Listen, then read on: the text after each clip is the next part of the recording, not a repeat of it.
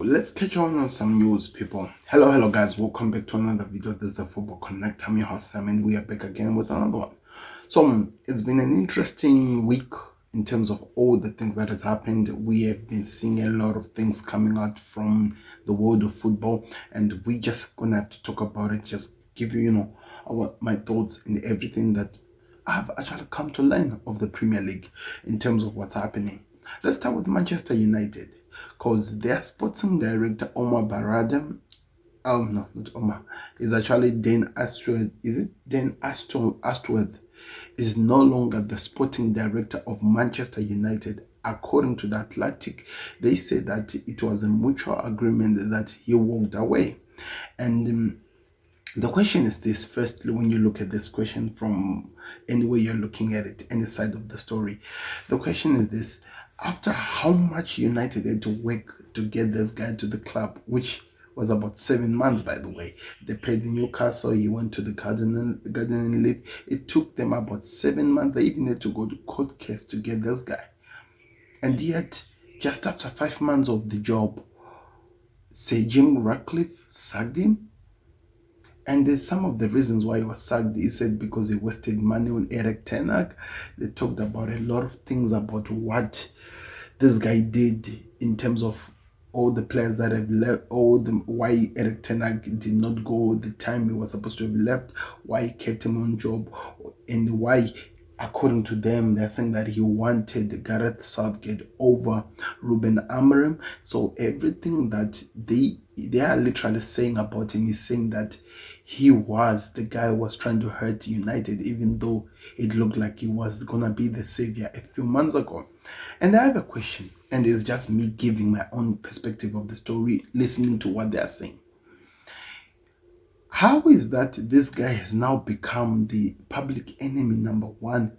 Hence, everything that was happening, we were being told that this was the decision of what the club and the management were in agreement of. Signing him, buying all the players which they were buying, keeping Erik ten Hag after winning the FA Cup. Something that each and every United fan, except of some few, were saying was a good thing. In fact, I heard that they wrote a letter. So, the fact that this happened, all of you guys were in agreement. Sir Jim Ratcliffe came out in public and he said that I've seen the managers who have come here and how they've not been successful. And according to him, he thinks it was the structure of the club rather than the management. And so why he was saying that he would keep Erik ten Hag. So my question is this: everything according to keeping Erik ten Hag and everything that happened, there was an agreement. Yet now everything is now following on Dan because he's no longer a Manchester United sporting director. I'm just saying there are so many questions rather than answers, and I'm saying on top of that, we cannot only look at one direction of this story. We have to see it in its overview, look at everything in its perspective and how things are going on and see what's happening. I just feel like this is a joke of everything that I'm seeing from what United are doing. This is literally a joke. Anyway, we'll get into that one. We're not really going to be wasting on the United story, but that's one thing that I wanted to tell you. Mo Salah's contract is on the verge. This is now the Liverpool segment. According to the rumors which have been coming out, in fact, there is a guy who wrote from The Guardian who said that on the Mirror, he said that Mo Salah is staying. He's going to sign a 2-year contract. David Ornstein and Fabrizio Romano confirmed that Liverpool did offer Mo Salah a 2-year contract. But in terms of him agreeing, it has not yet been clear. Virgil van Dijk on the other side as well, we were told that there is something that was happening with his contract, as well as Trent Alexander-Arnold. On the Trent Alexander-Arnold contract is the only one that we can confirm that movement is not happening. But also some reports are coming out from Spain that Real Madrid are now looking at other players, not saying that Trent Alexander-Arnold to Real Madrid is over, but because they see that after everything, he's still considering to give Liverpool first priority, and which means that they are working on backup cover if he decides to stay or what. But that's what has been happening. So Salah has been given a contract. They're still in discussion with Liverpool, and we're being told the conversation is going well. Virgil van Dijk is on the contract. We're being told that everything is going well, as well as Trent Alexander-Arnold on the other side. Those are the things that are happening when it comes to contract talks, when it comes to Liverpool. So we're going to keep an eye on that one and see what happens. But yeah, that's what we need to tell you. So Mikel Antonio was involved in a car accident, according to what we were told, and everything is okay, but he picked up an injury to his leg, and we are being told that the player might miss up to a year over the injury, the accident. And we saw some of the pictures and stuff like that it looked really terrible, and that we just hope that everything will be okay and he's able to come back to football strong. But we know for a fact that he's going to be out for a year. West Ham did confirm yesterday in a club statement. You can go check it out. All our prayers are with him and his family, and I hope no one else is injured, and I hope he recovers very soon. So that's what we've been told over this one.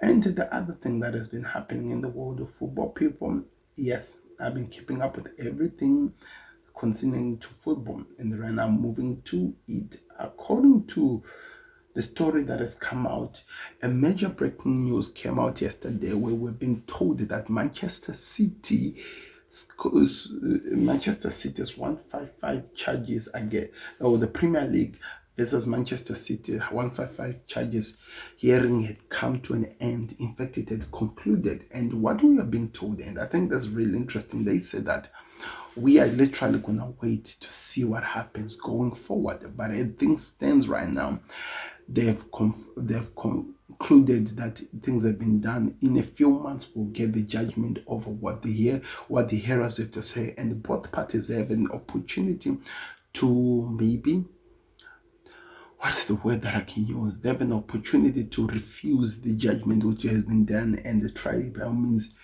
to demand another hearing or something like that. I'm really forgetting the word which was used, but that's all we're being told. That, and what could happen if that happens, it means we might see this hearing even go for several months as well. But one thing that I can confirm with you is that the hearing is over. Now it's time for the judgment makers to make their decision. And according to even some fresh rumors, they're saying that Manchester City might actually know by the end of January if they have won or lost the case. We have to wait and see on that, because things have not been really good on the pitch. So on the pitch, it's also a bit interesting to see what's going to be happening there. The other thing, and I think this is the fresh news that comes in, is that David Coy, the Premier League ref, came in calling Jurgen Klopp that see you next Tuesday, and he was insulting saying a lot of things about the Anfield crowd, Liverpool people, as well as the German people, as well as on another video he was busy inhaling like a white powder. It has come to our understanding that the PGMO has concluded the investigation with David Cole, and his employment with the PGMO has been terminated today with immediate effect. Cole's actions were found to be serious breach of the provisions of his employment and in the contract. So what we're just being told is that everything that Cole did and everything that we've been seeing, whatever we call it, entertainment, or maybe just coming after Klopp, has all been discussed, and now he has lost his job. He has been sacked by the Premier League with immediate effect by the PGMO, and we have to see what happens next. But at this moment, what we know that he has been sacked.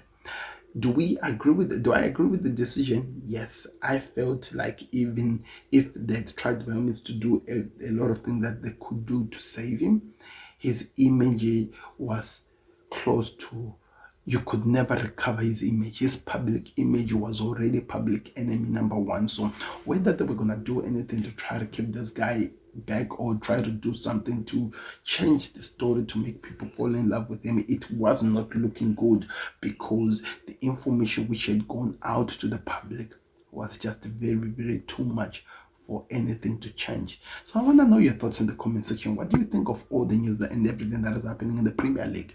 Don't forget to click the like button. Don't forget to subscribe to the content. I'm out. See you on another one. Champions League is back, and I can't wait to see what happens. I'm out. Peace. Subscribe to the content.